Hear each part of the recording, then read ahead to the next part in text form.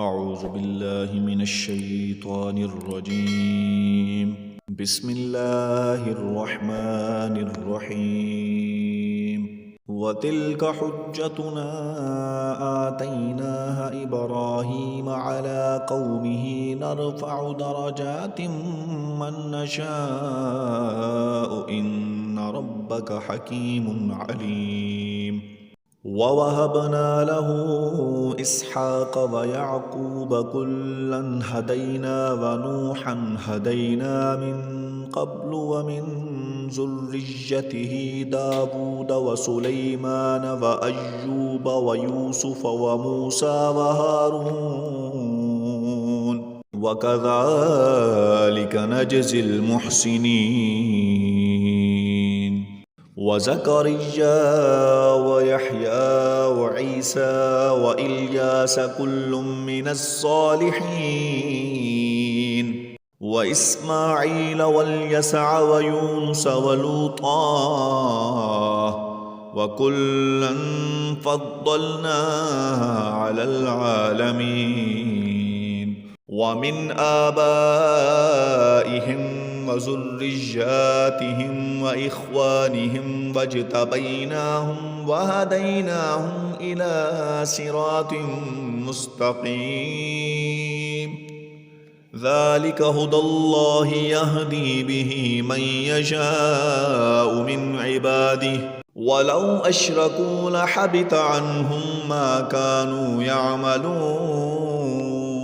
أولئك الذين آتيناهم الكتاب والحكم والنبوة فإن يكفر بها هؤلاء فقد وكلنا بها قوما ليسوا بها بكافرين.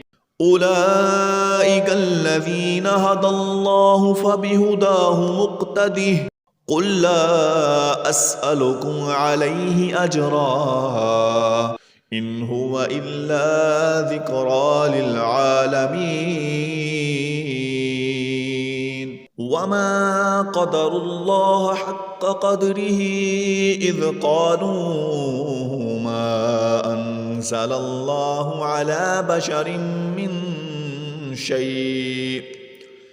قل من أنزل الكتاب الذي جاء به موسى نورا وهدى للناس تجعلونه قراطيس تبدونها وتخفون كثيرا وعلمتم ما لم تعلموا أنتم ولا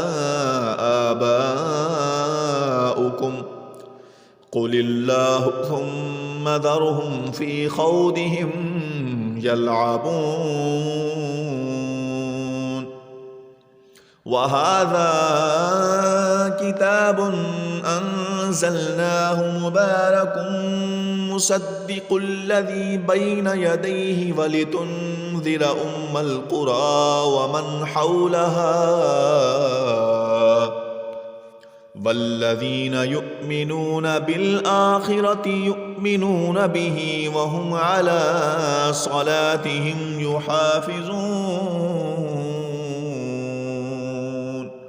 ومن أظلم ممن افترى على الله كذبا أو قال أوحي إلي ولم يوحى إليه شيء ومن قال سأنزل مثل ما أنزل الله. ولو ترى إذ الظالمون في غمرات الموت والملائكة باسطوا أيديهم أخرجوا أنفسكم اليوم تجزون عذاب الهون بما كنتم تقولون على الله غير الحق وكنتم عن آياته تستكبرون.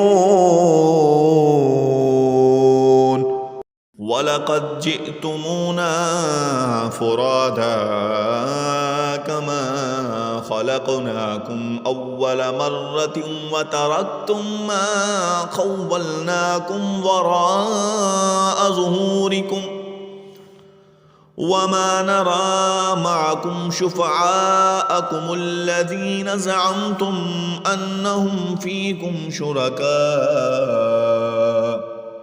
لقد تقطع بينكم وضل عنكم ما كنتم تزعمون